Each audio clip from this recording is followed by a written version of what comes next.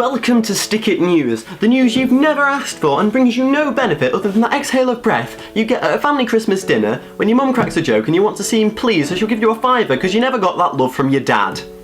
In recent news, Bill has become very popular. Bill is everyone's friend. Bill does not beg for likes, and Bill always smiles. Be like Bill. There was also an increase on how much of a racist bellend Donald Trump is. Here is Donald Trump's response. I am the least racist person that you have ever met. I am the least racist person.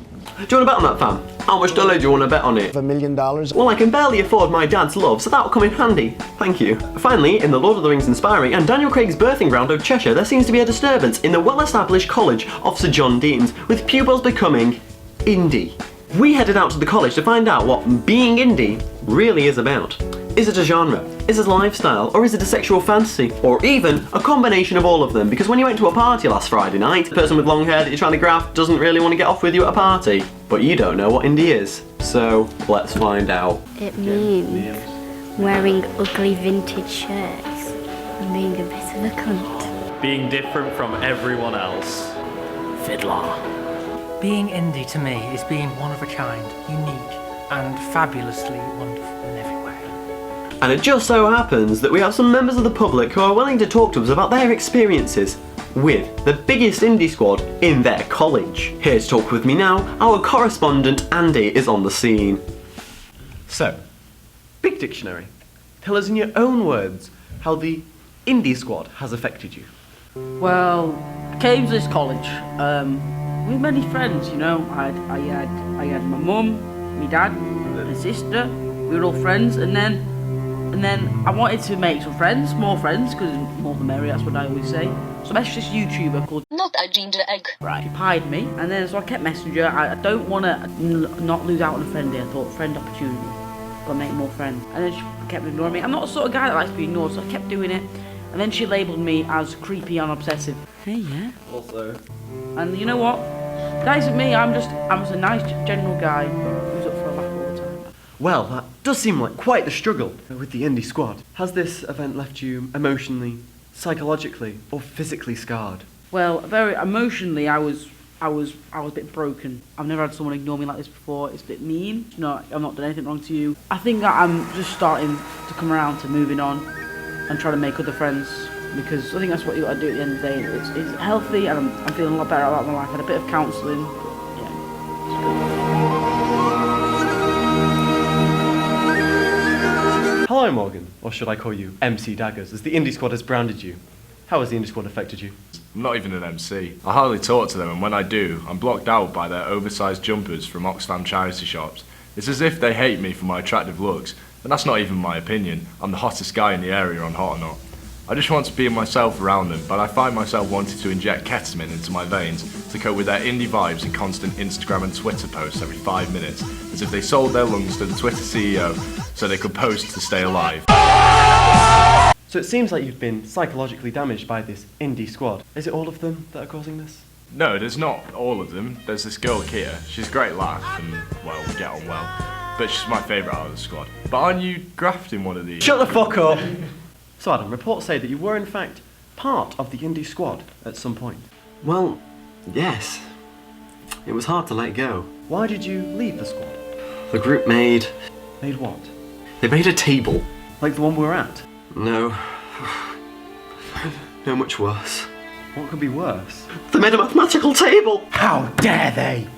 Yes, I found it hard to believe too. It listed all the members of the squad on it, from the people who stopped by to the average squad settler. They even listed who they wanted in the squad and who they wanted out the squad. This was known as the kick-off list. I was on that. That's so sly. You don't understand the half of it. After using Twitter, I opened my mouth to their ways. Never before have I felt so stupid. For you see, in a matter of seconds, I was wrecked. Within minutes, they came in full force, with their tweets being liked and retweeted. I left the battleground with one like from a person who was also on the kick-off list. I don't know what to say. It seems being indie has caused some negative effects on you.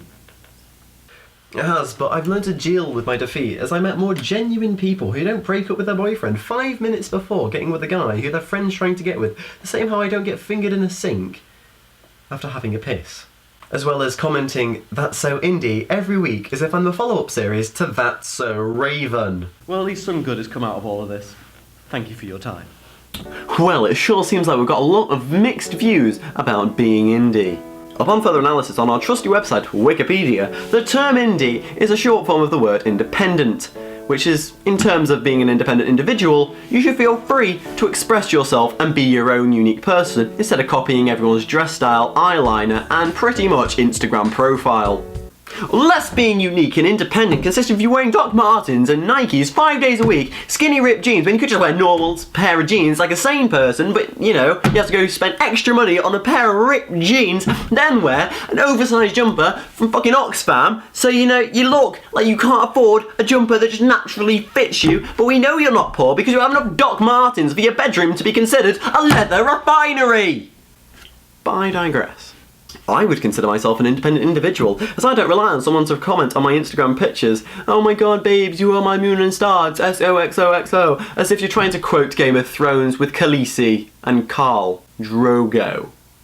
Bitch. But I would consider myself as indie, as so far I've not found anyone that dresses up like a physics teacher every single day of college. But that has been Stick It News. If you enjoyed this video, please leave a like, and if you are part of this indie squad, I do hope you tweet about it a lot on your private Twitter accounts, which is dedicated solely to bitching as if you are an MI5 agent working in secrecy to pass information about how much people are failing at life. But then again, we all know you're failing at life as well because you're pathetic and getting caught out by @TomEdwards whenever someone snakes you out and screenshots because they're on Vodafone. Sorry. Well, we all know that you look like a year 5 when that one girl really wants to just reject the guy. She's saying to her best mate, "Oh, can you go over there and tell him that I don't want to go out with him?" You sound like that. "Well, have you seen her makeup yesterday? Her eyeliner was a piece of shit." Well, you know, your eyeliner's not exactly on fleek today, so you can't really talk. Can you? You wonky-titted slag. But I understand these words of bitch, slag, and other uses of words are a bit extreme. I don't actually think that of you. I think much worse of you. Anyway, back to me. Yo, I'm really sorry if this video offended you, because if you're part of this indie squad or whatever, but really it's kind of un-indie-ish if you're going to talk in a really laid-back tone, wear the same clothes, and act like you've just smoked a 10 bag behind the bike sheds from your nan's benefit money. Sorry. Oh my god, yeah, I saw that the other day on Twitter. It was like really cool, yeah. Because deaf people really talk like this on a daily basis. And you know, I have no personality, but you need to follow my Instagram anyway because I post pretty pictures of the fucking wall.